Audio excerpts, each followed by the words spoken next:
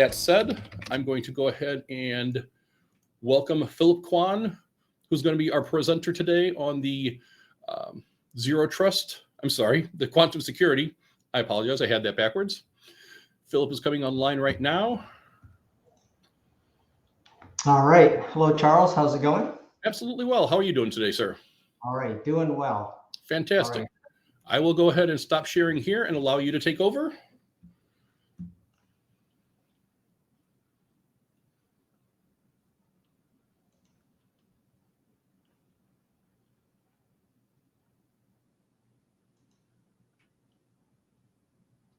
And these types of events always have issues. So unfortunately, it looks like we may have just lost Philip on his connection. So we will go ahead and keep an eye out for him and bring him back in a couple of moments here. Let me try sending him the presenter mode again. All right. Can you hear me back again? Here we're going. All right. Hang on for a second. Yeah, no problem. These types of things happen. This is the fun of a live demo. Fantastic. Can you see my screen? Yes, we can see your screen. I'll go ahead and turn myself off. And if you need anything, just let me know. I'm here for you. All right. Thank you so much, guys. All right. Well, welcome to the quantum update.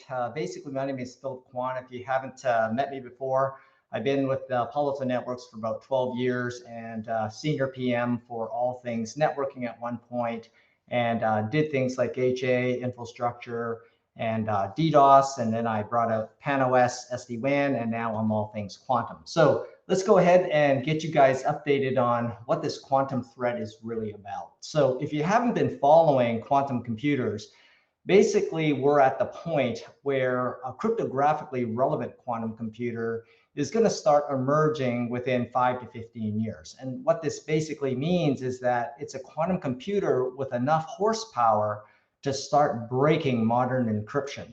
And so when this computer becomes available, basically anything that is using public key cryptography, PKI dynamic key exchange, things like RSA, Diffie-Hellman, elliptic curve, are going to be prone to being broken and having those private keys that were used to do the encryption basically reverse. So what that means for everybody in the world is that anything that requires longer term privacy requirements, anything 3-5 years or longer, is at great risk. And we'll go into a lot of detail of why we think that's going to happen.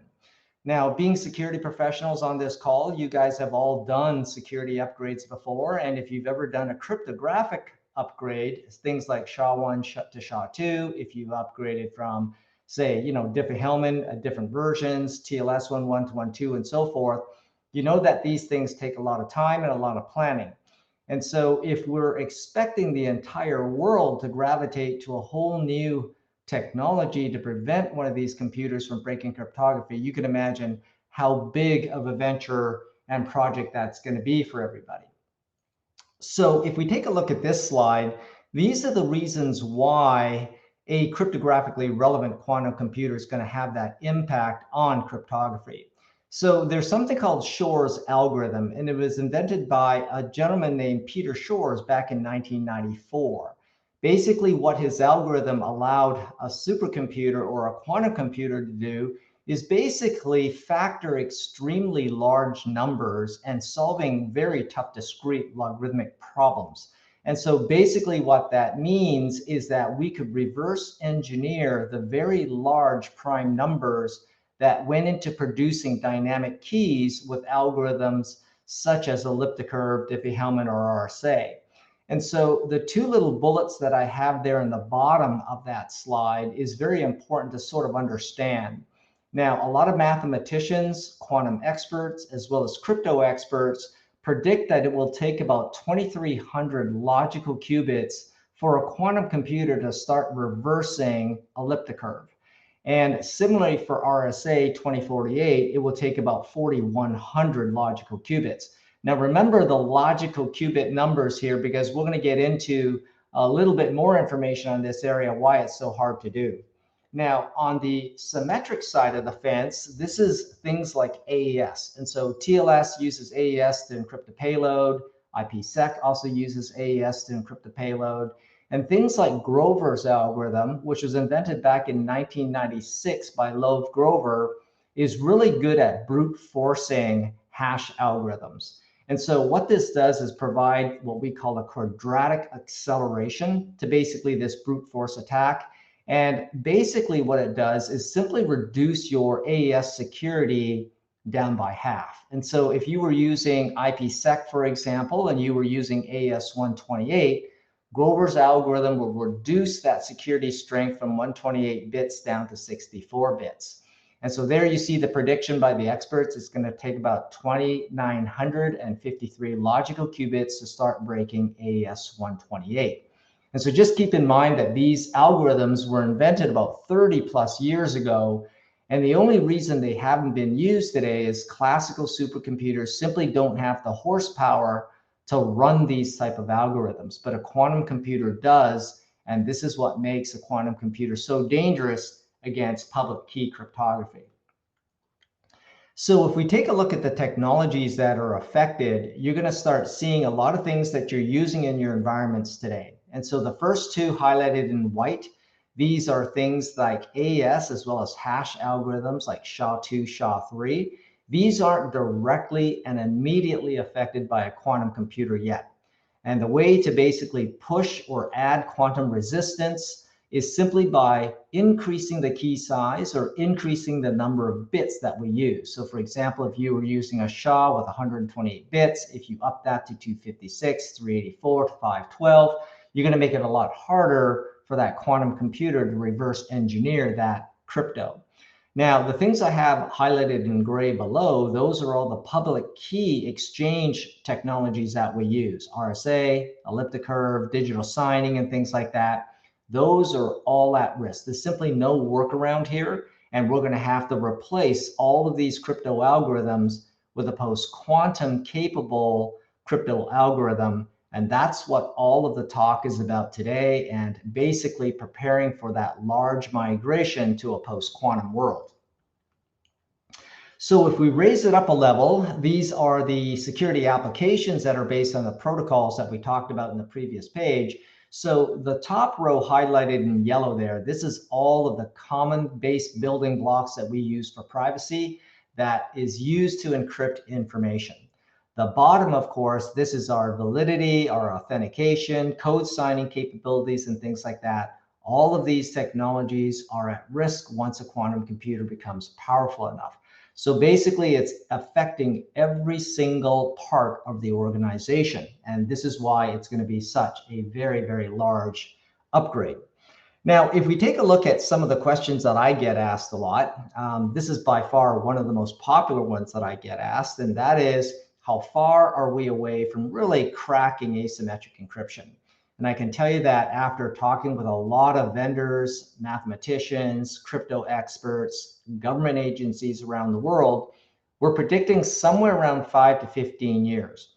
And so you're probably thinking this is a really large range. And when I look at Google, I'm seeing 20 years, or I'm seeing 10 years, 12 years. Why are we saying 5 years? And here's the reason why. There's billions and billions of dollars being poured into quantum research right now. In fact, I'm going to show you a slide just how much nation states are pouring into this technology.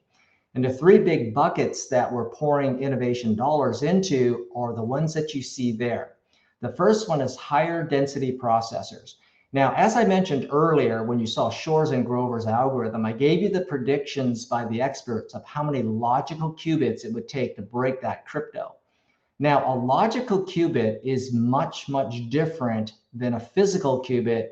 And that's what generally you're reading online. When you research quantum, they talk about how many qubits are packed in a processor. Right now, we're somewhere around 1,500 physical qubits per processor, somewhere around 2,000. But by early next year to mid next year, we expect to be over 4,000, potentially 6,000 physical qubits per chip. Now, we're also investing in parallel processing here. So we could string multiple chips together and basically leverage all of the qubits on the individual chips and multiply our chip density by component board that's in that quantum computer as well.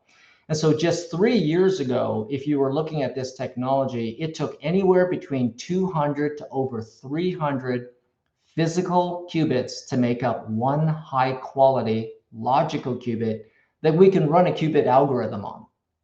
So today with our latest technology, and this is getting to that second bullet point of improving qubit quality, we are seeing a lot of money go into this area in the last 3 years, and we're starting to see the fruit of all of that investment. And some of the latest technology that's in IBM's lab and some of the startup companies' labs and things like that, we're looking at a ratio of anywhere between 15 to 35 physical qubits to one high quality logical qubit. So you can see that the investment dollars between, the qubit quality and the high density processors and parallel processing, that's greatly accelerating the time to when one of these quantum computers becomes strong enough to basically break all crypto. And so the last investment area there is the quantum algorithms themselves. Today, if you wanted to be a quantum programmer, you're going to have to be a subject matter expert on one particular platform. That is because all the quantum computers today are hand built. There's no standards to building these. They're all proprietary information to either IBM, Quantinuum, PsiQuantum, or any one of these other companies that are producing these computer platforms. And so you really can't leverage an entire industry of computer programmers if it's this specialized. And so there's a lot of work going into this area to build middleware software that is going to do the hardware abstraction so that the programmer doesn't have to really be a subject matter expert on the platform itself, and they can concentrate on the tools and the new programming languages to produce algorithms that's going to yield some phenomenal capabilities from this platform. So a lot of money is going into there as well. Now, when you take a look at the bottom 3 bullets, we all know that nation states around the world are rapidly developing specialized quantum computers that only go after PKI encryption. They're not planning to build a general purpose quantum computer. They want to accelerate their capabilities to break crypto. And so we know of many nation states doing this. The United States is also invested in this area. We just simply don't talk about it, because whoever comes up with this computer first, nobody is going to advertise that we have it. We're simply going to use it to break crypto and spy on everybody else. So we know this is going on. We also know that academics as well as nation states are putting a lot of dollars in research into trying to improve Grover's algorithm and Shor's algorithm to make them more efficient so that they can come to market faster to break crypto. And of course, these same entities are investing in new algorithms to attack encryption, even the brand new algorithms that we call the PQCs that we'll talk a little bit about later on. So here's who's investing in all of this technology. If you take a look at China, they're clearly above everybody else. Now, the graph that you're seeing here, this is cumulative spending by nation states since quantum research has started. And so China, throughout the years to the end of 2023, has invested basically 3 to 4 times more than the United States, and they are basically pretty far ahead. They hold the second largest amount of quantum patents, and they're basically accelerated in the quantum networking space.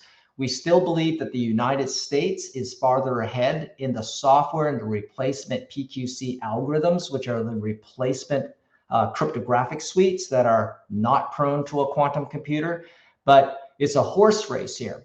And so you could clearly see that China wants to be the information superpower of the world. And with that power, they'll probably gain economic superpower. And if you merge this technology with AI, machine learning, and military capabilities, they can eventually become the world's superpower in military strength as well. So just keep this in mind as you research that there's a big horse race going on to see who can come up with this technology first. So basically, if these computers aren't here yet, what is the biggest threat to us now? Why is all world governments pushing the industry to start moving as quickly as they can to a post-quantum state? Well, there's something called the harvesting attack. Some of you guys have probably heard about this. For those that haven't, a harvesting attack basically is the ability to capture the PKI or the IPsec-IKE negotiations for that dynamic key, and then capture the data that is basically encrypted by that dynamic key that you created. So here we have Alice and Bob. This is the classic sender receiver for a PKI transaction. They want to basically encrypt some ciphertext to basically transmit over an unsecure network, but they don't want to have pre-shared keys beforehand. And so we could use things like TLS, we can use things like IKEv2, and basically dynamically produce these keys from a public and private key pair. Now, once I capture that handshake and I capture the data that that dynamic key that you just created went into protecting, I'm going to store that data until a quantum computer becomes viable and strong enough to break encryption. Then I simply replay that captured data back through it. And there's estimates from experts that eventually in the beginning, it'll take hours to a couple of days to reverse engineer that private key or that encryption key. But as the technology matures and we get past that 4100 logical qubits for RSA 2048, we should be able to break it within seconds to minutes once these, all of these algorithms and these computers mature. So it's a long shot and a cry away from what is required today. Today, if you were to use a classic supercomputer, the most powerful supercomputer would take several 100,000 years to potentially over 1 million years to break RSA 2048. So you can see we're coming down from hundreds of thousands of years potentially to minutes. And this is why it's such a big deal for world governments to start pushing everybody. Now, the second question I get asked is basically, how prevalent is harvesting? Is harvesting attacks happening now? And if you search the internet and you know which keywords to look for, you're going to find quite a few examples of harvesting attacks, predominantly by nation states like China, Russia. We know Iran, North Korea are doing it, and they're basically going after the West's information for specific targeted agency information, military information, or specific industry technology information. And so I was at a QEDC forum event meeting back in December 2023. The FBI was there, and they gave us an update of cyber activity that was happening around the world. And definitely China had stepped up their frequency of attacks and APTs on the Western states, and they're going after specific targets of very interesting technology to them, and they're trying to break in there, harvest the information, and then basically break any encrypted information later on. So this stuff is going on, and it's been going on for well over a decade to almost 2 decades now. So what's happening is that all of this harvesting and all of this, potential nation state activity, posing a massive threat to our privacy and our economic capabilities, financial capabilities, and things like that, that spurred the United States to take action back in 2016.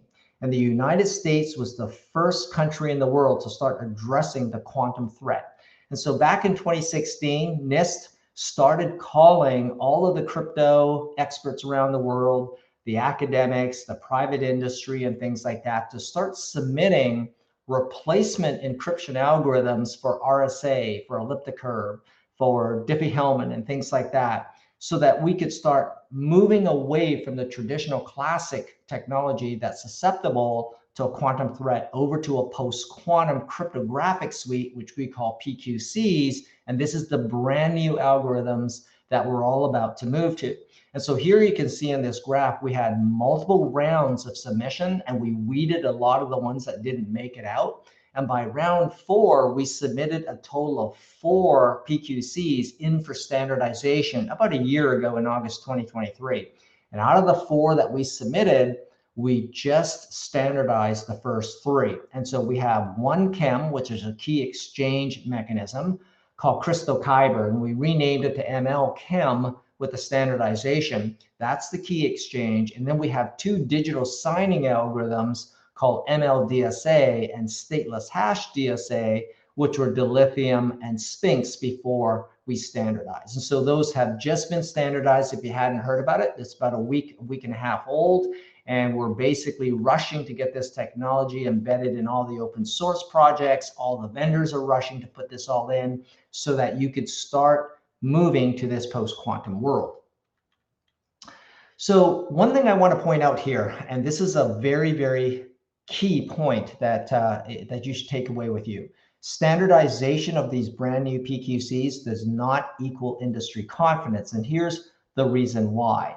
Traditionally, if you take a look at the last 20, 30 years and how we brought new cryptography to market, we slowly let it out. The industry had many, many years to slowly transition to it. And when we've proven that it cannot be broken, and it usually takes 5, if not 8 years for the industry to really slow roll this technology out to gain extreme confidence that there's no vulnerabilities, there's no backdoors, it's just basically unbreakable.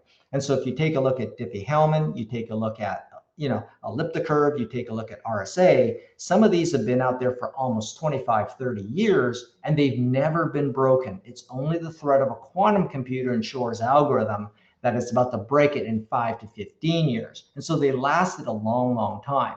However, these brand new algorithms that you see listed here, these have been vetted, and these have been, for at least multiple years by academics, by crypto experts, mathematicians, and private industry.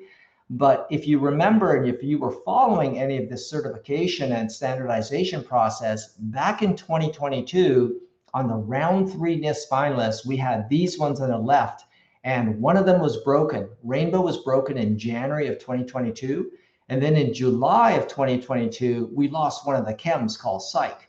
And so even though we've been vetting these for years, because they don't have real world experience and slow roll, where we have billions of users using them, and we have millions of companies around the world using this technology for 5, 10, 15 years, we're not going to have the same industry confidence like we have with the classic algorithms. And so this is something to keep in mind throughout your transition, and we're going to tell you how to mitigate this confidence problem in the next few slides.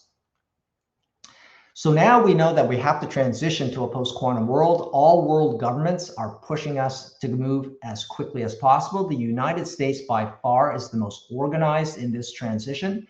And the reasons we need to move quicker now rather than later is because we know harvesting is happening now.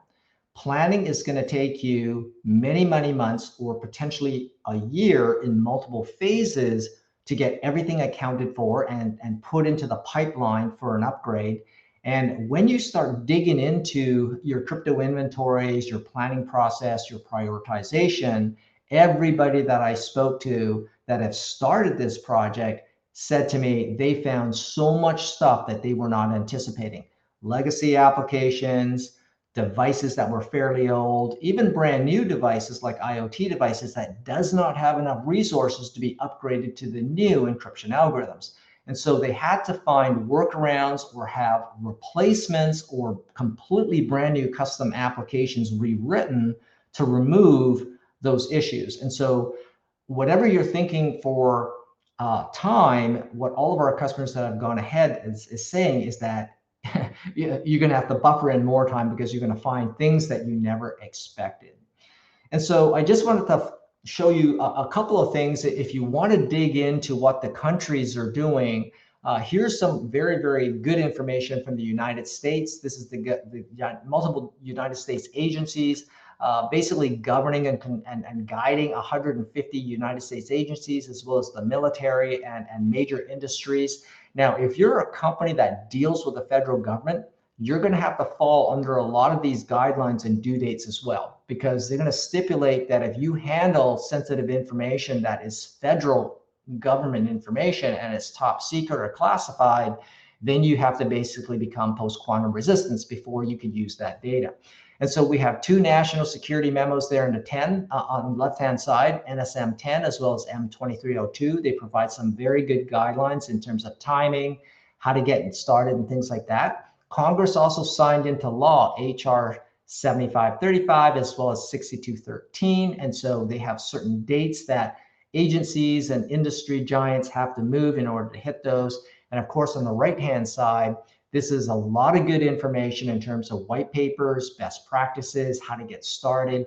And they're from CISA, NSA, NIST, but also Homeland Security, as well as the DoD has a lot of good papers as well. So if you're joining us from the EU, I mentioned that, the EU, stepped into 2nd and 3rd place for funding in 2023. And so here you see a lot of our EU allies, Germany, UK, France, and Netherlands. These are the 4 largest investors out of the EU countries for quantum security. And on the right-hand side, the good news here is that we're all rowing in the same direction. And that's extremely critical. If you could imagine if each nation sort of adopted a little bit, post-quantum technologies a little bit different, and we weren't rowing in the same direction, it would cause massive issues. We're a global economy. We're a global financial system. We do business through e-commerce throughout the entire world. And then for defense, you can think of things like the UN, NATO, and military organizations like that. If we cannot basically communicate in a post-quantum secure way, it would greatly affect all of those operations as well. So I read a lot of these, countries' best practices, policies, guidance papers. I also sit on several committees, and I'm an advisor to several of these countries as well as the United States. And I can tell you that the 4 takeaways from all of those papers is listed down in those recommendations below.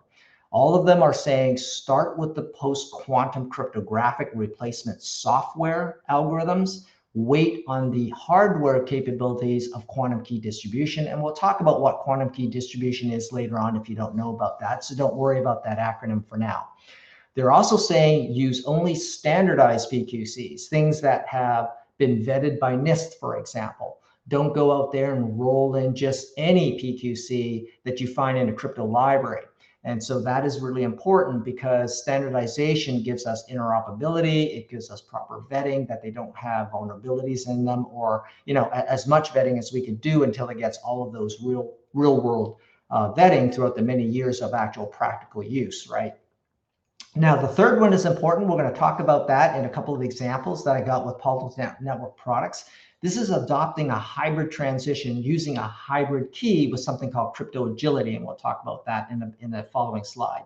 And of course, always follow your country's cybersecurity best practices because they're rushing in to add all of the post-quantum elements into their security best practices right now. And so they could help guide you in your thinking when you run through your own migration process. Now, here's some real world data that I put together. I've probably talked to well over 200 customers now in terms of how to get started on post-quantum. And I can tell you that every single part of your enterprise is going to be touched. And so here is a core list of technology that you're going to have to upgrade to make post-quantum ready. So anything that is certificate-based, your X509 signing certificates, authentication certificates, your root authorities, anything that is TLS browser-based. You could be web access through TLS 1.3. You can have SaaS applications, cloud applications. But what if you have devices that are using TLS, but it's not an application? They're just using it for a communication protocol to secure content. Those will have to be upgraded as well. Now, many of our customers are government agencies, as well as military organizations around the world, as well as Fortune 500 financials and things like that.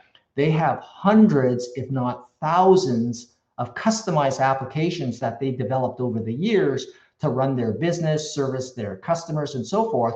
And they all use crypto. And so all of those applications will have to be touched. So things like code signing, key management, email, authentication, VPN, you see the whole list there. This is just the core list that I'm talking about here. And there could be additional items within your own organizations that are not on this list. This is why we're saying that this is going to be the largest crypto migration that we have ever seen in humankind to date of modern data processing. So let me tell you what Palo Alto Networks is doing about it and how we're basically helping to shape the technology and influence where all of this technology is going. And so a couple of years ago, Palo Alto Networks, as part of our strategy on quantum, we got ourselves involved with many different world governments. And here's an example of what we're doing with the United States right now. We're part of the NIST NCCOE committees. Basically, we have a CRADA in place, and we sit on 2 working groups. I personally sit on the PQC migration working group, which is generating all of the standards for the PQC algorithms, as well as developing a lot of guidance and best practice for migration. I also sit on the interoperability and performance working groups, and I chair the VPN performance and interoperability working group for NCCOE. And so you can see that Palo Alto Networks is heavily involved in the government agencies that are shaping and bringing this technology to market. We also work with CISA, who develops a lot of the policies for industry as well as agencies and military organizations. We're an advisor to CISA on producing best practices as well as migration capabilities and technologies. On the right-hand side, we're going to talk a little bit about something called a quantum random number generator, a QRNG later on.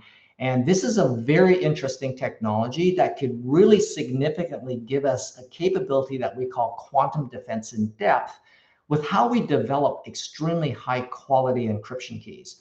And so there's absolutely no standard in this area. There's well over 20 to 25 startup companies in this area around the world producing QRNG technology.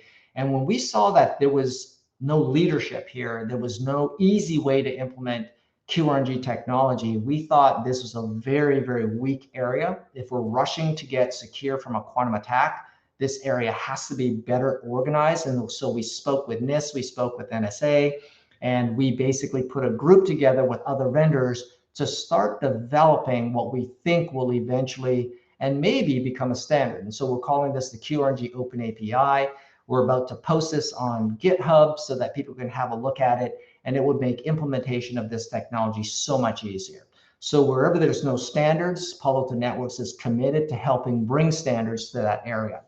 Palo Alto Networks is also a member of QEDC. QEDC, if you haven't heard about it, this is a worldwide consortium of 80 to 100 vendors, academics, world government agencies, and we get together once a quarter and we sort of exchange information on what we're seeing in the quantum space. And so, if you come to these meetings and see who's participating, these are your quantum computer vendors, your quantum sensor vendors, your algorithm people, security folks like us, and a lot of academics that are doing research in many of these different areas. So a lot of things going on. It's a fast moving industry right now. So if you're coming up to speed and you're thinking, wow, okay, this is more than I thought is going to have to take place within my organization, what do you need to come up to speed on? And so I sort of put this slide together to help you guys concentrate on the 5 major areas of quantum security. The first one we talked a lot about already, and these are your PQCs. These are your replacement crypto algorithms that NIST has just standardized 3 of them, and we will continue to add to that list in the next couple of years. And so these are a given. There's no way around it. You're going to have to use these to basically replace the classic algorithms. This work is unavoidable, unfortunately. Now, crypto agility is a term that a lot of people are talking about, and it sort of means different things to different vendors, different agencies, and different organizations. But the bulk of the people believe that crypto agility simply means that if one of those brand new PQCs that just got standardized, remember, they don't have real world vetting like the classic algorithms. So nobody knows if in a year's time or 12 months or 18 months time, we find a vulnerability in one of the PQCs that have been standardized, just like we found 2 vulnerabilities that killed 2 of the ones off the round 3 NIST standardization list back in 2022. So when that happens, the industry doesn't have the luxury to wait for vendors to patch their software and put in a different crypto algorithm for us to switch to extremely quickly. And so crypto agility simply means that the vendors you talk to, you have to make sure they have multiple PQC algorithms so that if one of them goes into a compromised state, you could switch it out quickly without having to revamp the software, upgrade the software, or worse, redesign your network. And so crypto agility is something you should be asking about when you talk to any of your vendors and anybody supplying you with post-quantum capabilities. Quantum random number generator, we're going to talk about this a little bit later on, but in essence, it produces the quantum random numbers that go into all cryptographic functions without using a mathematical formula. The reason why we call it a quantum random number generator is because it uses quantum physics and quantum mechanics to generate that random number. And I'll show you how they do it in a later slide. Quantum key distribution is a brand new area of technology that produces an extremely high quality key, not using any mathematical formulas. It is an alternative to these brand new PQC crypto algorithms, and it securely transmits this key using quantum physics so that this key can never, ever be intercepted. And it is deemed the most or the best way to basically fight off a quantum attack. But I'll have a couple of slides here and we'll show you why this technology isn't as far ahead as we hope it would be if this is the ultimate, ultimate way to secure us against a quantum attack. Now, remember I talked about your CAs, your root authorities, and all of your certificates are going to have to be updated. And so the last component here is basically talking about that. Now, the good news here is that a harvesting attack really can't take advantage of digital signing or certificate authentication. And so in order to take advantage, you really have to be sort of like a man in the middle type of attack where you're decrypting in real time, changing some content, re-encrypting, or digitally signing with a broken and forged certificate to basically take advantage of the system. So we think this area, you still have about 18 months, 2 years before you really have to start worrying about how to upgrade your CAs and your X509 certificates. Now, just as a nutshell, this isn't a roadmap slide deck, but I just wanted to assure our customers that are on this call that, we are heavily involved in working on features in all of these areas. And we're going to show you what we released already. On the left-hand side, we released a bunch of features for Quantum VPN already. We also released features for PQC visibility and policy, and we're actively working in the other 4 areas. And if you're really interested to see where we are, you have an immediate need to start moving in this area, reach out to your sales reps and let's get an NDA in place and we can always discuss what we're bringing out in future releases. Okay, so let's have a look at the 2 biggest threats right now. And we already talked at length about the harvesting attack, so we're not going to keep going over that one. But there's another attack that a lot of people haven't thought about, and this is the blind spots with PQC usage. This simply talks about the ability for someone that's fairly, I wouldn't even say that's fairly technical. All they have to do is semi-technical. They could simply go up to GitHub. They can go to any open source project and they could bring down a bunch of utilities, compile them, and then create a capability to either do a browser plugin or some other secure FTP mechanism, for example, that uses post-quantum technology to do the encryption. And no firewall stack in the world today can decrypt any of these brand new PQCs. And so if someone brought this up and you're not aware of it and your firewall can't tell you that this activity is going on, then you're completely blind. And they could be exfiltrating data, they could be bringing malware into your company, and you have no idea this is going on. And so these 2 should be the areas of focus right now as you prepare for the quantum security challenges. So let's get into what we released. And so we interviewed quite a few of our, what I would say, quantum early adopters, probably well over 2 to 3 years ago. And what they told us that they were most afraid of course, is harvesting attacks. And they thought that harvesting attacks would most likely take place outside of their companies. And so we concentrated on VPN site-to-site technology first.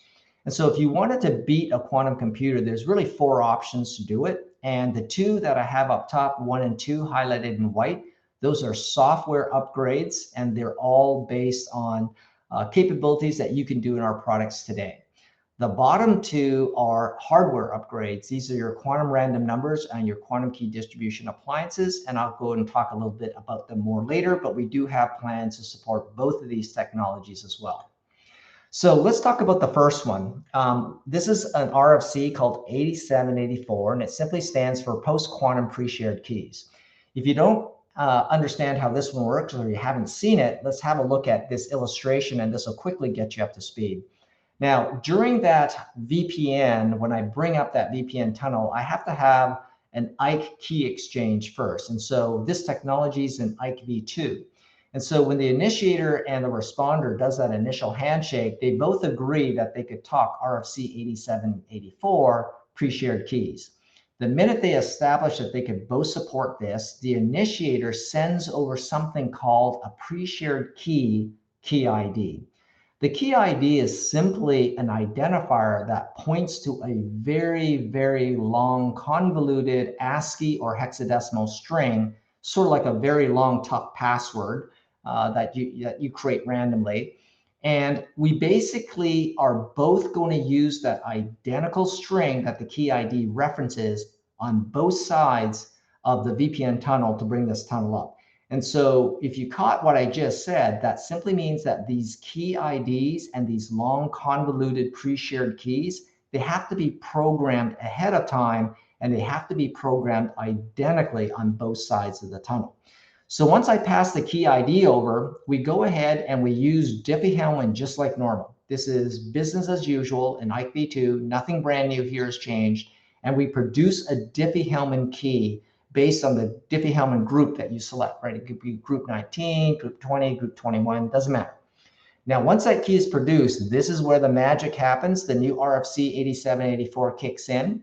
And using the key ID, we both do a lookup. We fetch the exact same random string that you created, and then we mix it in and change the syntax of the Diffie-Hellman key. And then we produce a brand new set of keys that you see there in the bottom. And this brand new set of keys is no longer based on prime numbers alone. And that's why Shor's algorithm can never break this key, because it wasn't built with two long prime numbers. After the Diffie-Hellman key was built, we mixed it and changed the syntax with that private key. And now Shor's algorithm can never reverse engineer this key. Now, if we take a look at a second feature we released this feature in 11.2 of PanOS. It relies on two RFCs called 9242 and 9370. And what this gives us the ability to do is actually to add an additional 7 rounds of key exchange to the default round that's normally established with Diffie-Hellman in the IKE2 v exchange. And so if you take a look at what I did here on my graphic, I'm issuing what is called best practices for hybrid keys. So a hybrid key simply means that you have a key generation mechanism that's of a classical capability. And so this could be your elliptic curve. In this case, it's Diffie-Hellman. It could be RSA and things like that. But then you add at least one of the brand new PQC mechanisms that are from the post-quantum side of the equation. And so here you see that I'm adding an additional 3 rounds for a total of 4 key exchanges to scramble that key that will be going into my IPsec encryption capabilities. And so you see round 1, I'm using Kyber. Round 2, I'm using Bike. Round 3, I'm using HQC. And so in order for a bad guy to reverse engineer this key, all 4 of these technologies must fall to a vulnerability and a compromise. And the chances of that happening are extremely rare, almost none. Now, if you really want to play it safe, the RFC 8784 pre-shared key technology I just talked about in the previous slide, in our implementation on PanOS, you can actually turn both of these on. If you turn both of these on, what we do is we produce your hybrid key first, and then we wrap it in your pre-shared key. So this way, if the PQCs you selected becomes vulnerable and say a nation state harvested your information, they still can't break it unless they somehow get a hold of that private pre-shared key you used in RFC 8784. And so we provide you defense in depth and multiple ways to secure that IPsec transmission to make it extremely hard, if not impossible, for a quantum computer to break. So let's talk about what we can add on to PQCs. This is your defense in depth with quantum capabilities.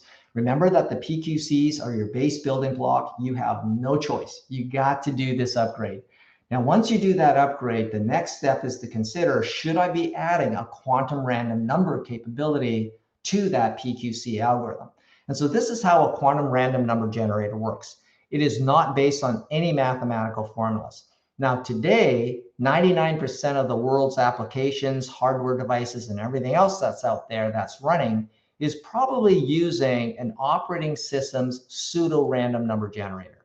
This is a random number generator provided by your operating system like Windows, Mac, Linux, and so forth. And it's based on a mathematical formula. So the way that they scramble that mathematical formula is they pick up some piece of environmental noise It might be like the frequency of your CPU, or it might be a mixture of the time tick on a clock plus, an electromagnetic reading that they picked up. And that provides the random seed that goes into the mathematical formula to supposedly create a universally unique random number for the crypto function.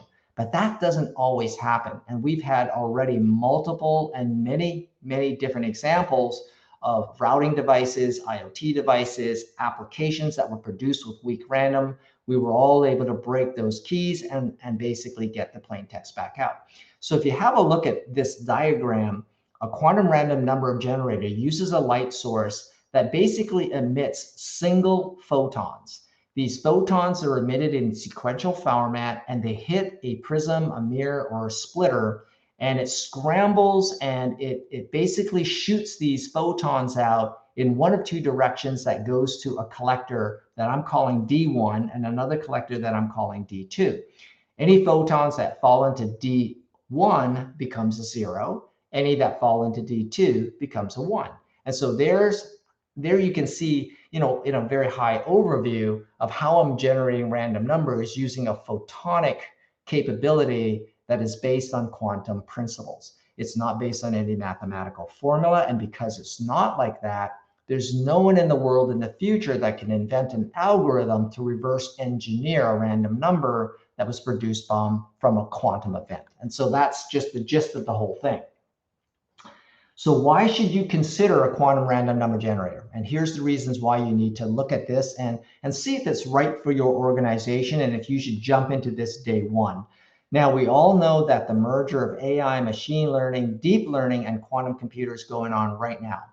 There's a lot of companies doing it. There are startup companies and academics that are well funded that are only doing this as their sole business property or their project.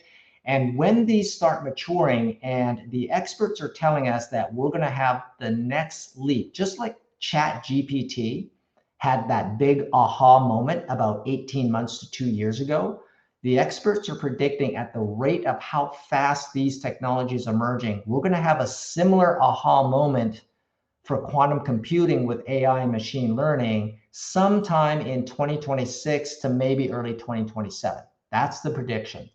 Now, when that happens, we're going to see an astronomical and logarithmic increase in compute power like humankind has never experienced before.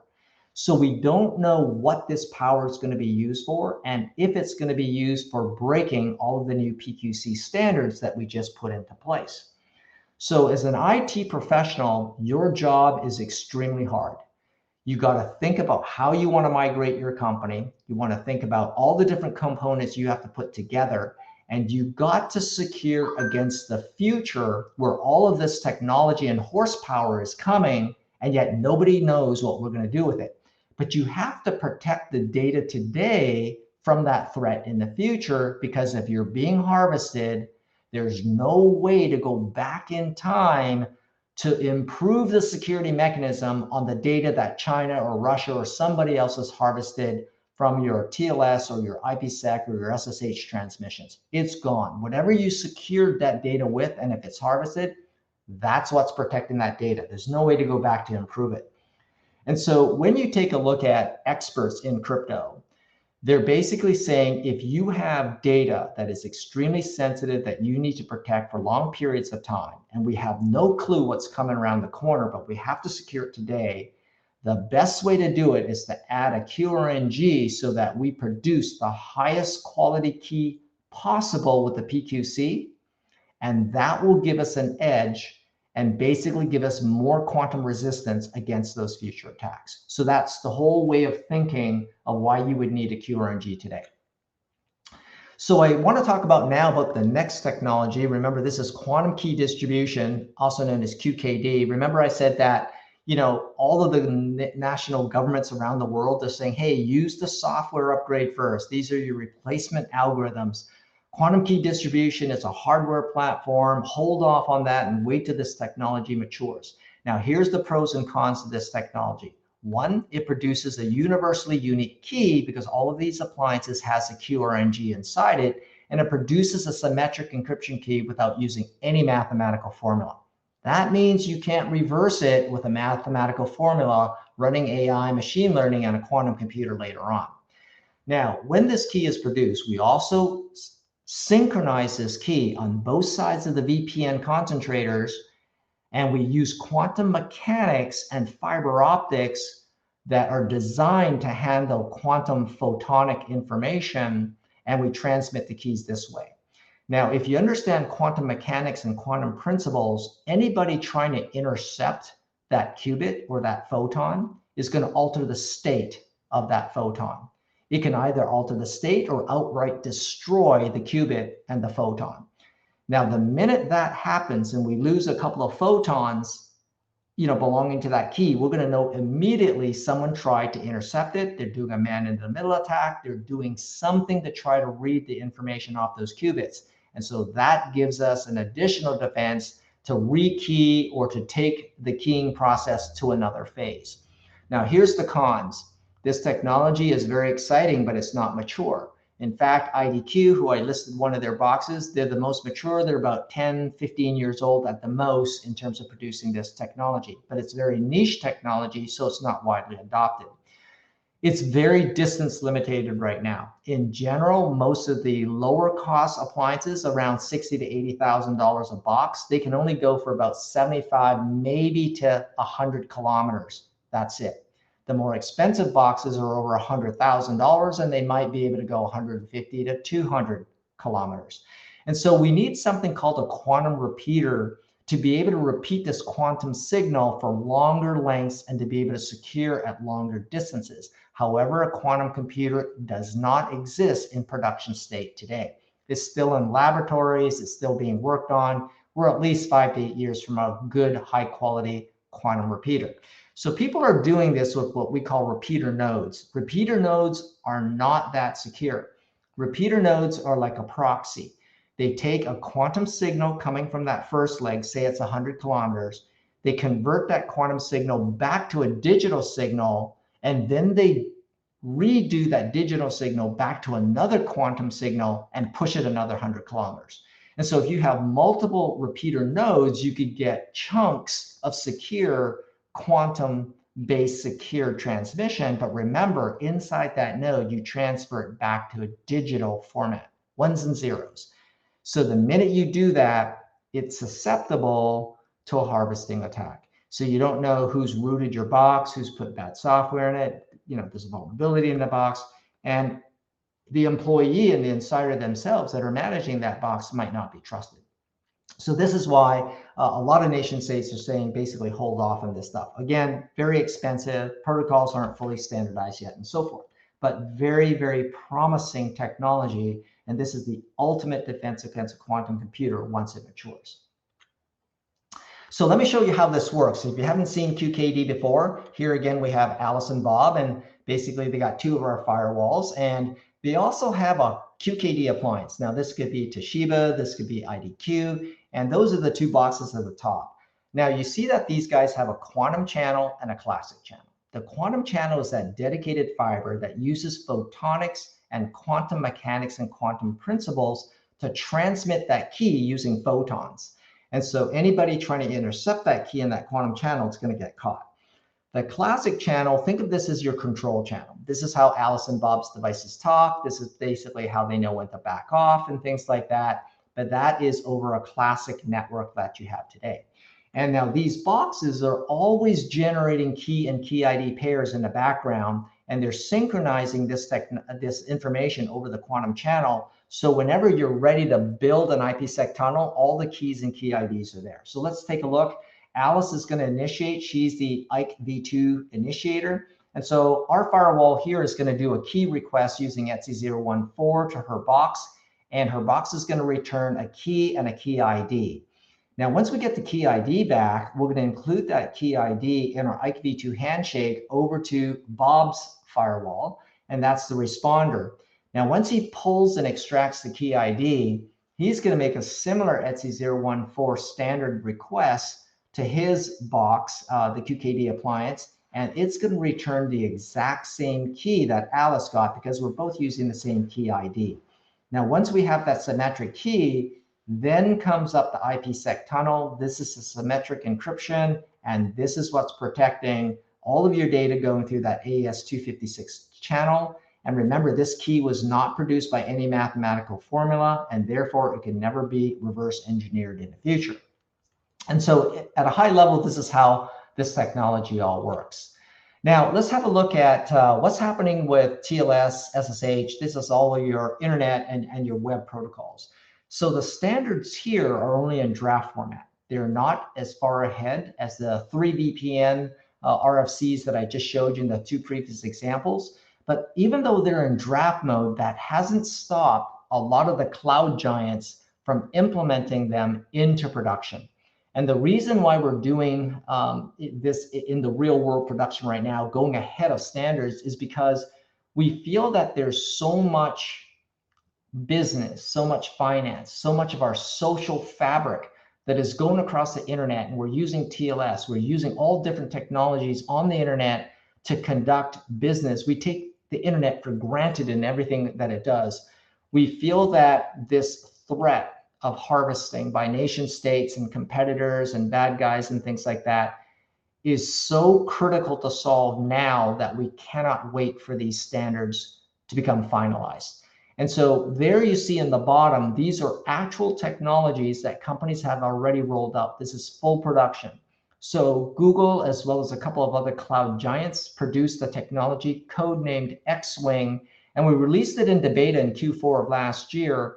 And it was on all their Chromium browsers and things like that. And what we're doing here is we're using a classic elliptic curve technology, X25519, but we also added a brand new post-quantum key generation capability called Kyber 768. And so all Chrome, Microsoft Edge, Firefox browsers support this now. Cloudflare supports this. And there you see AWS, Apple, Signal, OpenSSH. You know, they are also supporting some variants of a hybrid technology, even though the hybrid standards have not been fully matured. So you could start rolling this stuff out already. In fact, the browser that you're seeing me connected to this session on is fully post-quantum capable. And when I talk to specific backends, I am using post-quantum technology today. You know, I was one of the beta testers towards last year, and Google finalized it and put it into production and turned it on by default at the beginning of June of this year. So you're probably already using some of this capability. All right, so let's talk about some of the last things I mentioned. And this was the other thing that I want to point you to that is a severe concern today. And that is, how do you know one of your employees or a broken laptop or a vulnerable laptop that got breached by a bad guy external to your organization didn't put a post-quantum capability on that device? And so if you don't have visibility into where PQCs are being used, how they're traversing your network, then they could definitely be used to exfiltrate data or bring in malware. So what we did here on PanOS is we added multiple capabilities, and I'll show you what those are in the next 2 slides. But we give you full visibility now, and with our decryption capabilities, we even give you full capability to block all of this stuff by default. And so this way, you're protected from someone bringing up a PQC without your authorization and doing nefarious activity with it that you're totally unknown to. And so this is what we did back in March 2023. We upgraded a lot of our vulnerability signatures, and we put all of the open quantum safe liboqs crypto library for PQCs into our vulnerability signatures. So if anybody was using any of that technology, we can easily alert you through our threat logs that this is going on in your network. And so here you see in that red box examples of how we presented that information in the raw logs themselves. And then shortly after we released these signatures, we also updated PanOS in 11.1 to also have the UI give you that full visibility in a much easier to digest format. And so here you're seeing us identify PQCs that are going on. We're showing you in the threat logs, the decryption logs, the traffic logs, and things like that. And now you can easily filter on all this information and go after the individuals that are using this technology to see what they're doing with it. So that sort of brings me up to my last slide here. And the best advice I could give everybody here is that, this is going to be a very big challenge. This is the largest crypto upgrade we have ever done in anybody's lifetime as an IT professional. And the way to beat a quantum computer and how fast it's coming, and also to minimize that harvesting window, is to make sure that the solutions you're looking for are based on open standards. The reason I say that is because there's no network in the world today that is only made up of one vendor's equipment. Let's just say that you chose all of our equipment, or you chose all of Cisco's or Juniper's equipment. Even between the different versions within all of our own platforms, we have incompatibilities between versions. So this is what's going to make your job extremely hard. And if you choose a technology that is not based purely on open standards that can interoperate with all these other vendors, then that's going to delay your ability to fully get an end-to-end post-quantum capability that is going to minimize and stop those security gaps for harvesting, as well as basically mitigate delays in bringing up all of this technology. So with that, I'm going to sort of hand it back to Charles, and we're going to let the next presenter go. Thank you for having me. Fantastic, Phil. Excuse me. Thank you very much. We did actually have one question that I'm not sure that it was ever actually addressed or not, but I wanted to throw it out there. I believe it came from William Carter. And William, thank you for your assistance in answering all the questions in the chat today. William was asking, glad to see the CRADA and QEDC work, but we are still showing FIPS 104.3 is an interim state today. How do we go beyond interim with FIPS 104.3 in the core crypto module as part of a concurrent motion around crypto agility? Now, I can tell you that when we released the standards on the 13th, right, that was 2 Tuesdays ago, basically we released the first set of PQCs as NIST standards. And this is a first time that we've ever done this. We believe that the issue was such a high priority that NIST NCCOE worked with the FIPS people before we released those PQC standards. And you actually have FIPS 203, 204, 205 basically standardized along with those PQCs.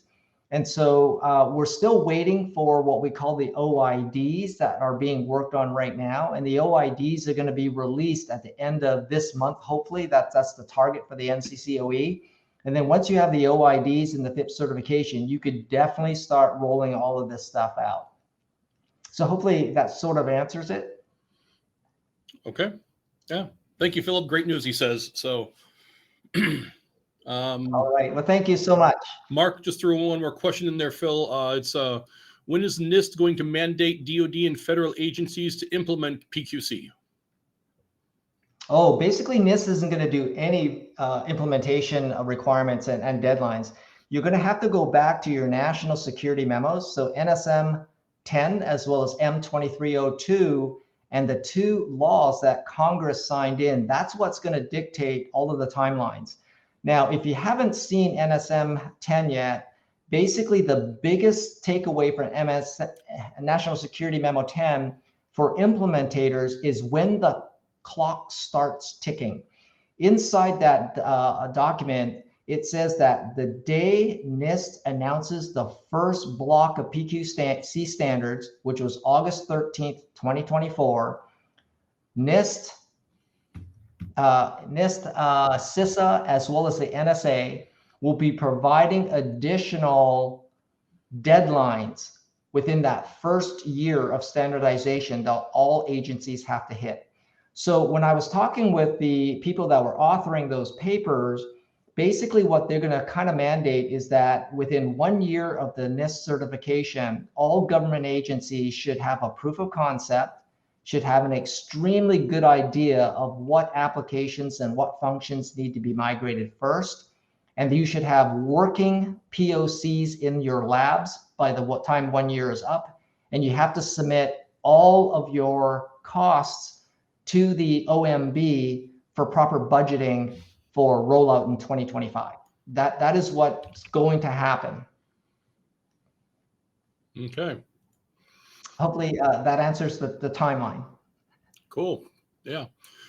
Thank you. Any other questions that anybody has? If we don't get any questions right now, don't forget, I shared into the chat the live community post discussion location we will have available for everyone after the event today. Any more questions or any more discussion you want to have, we'll be able to continue that in there. So, Phil, thank you very much. Appreciate it.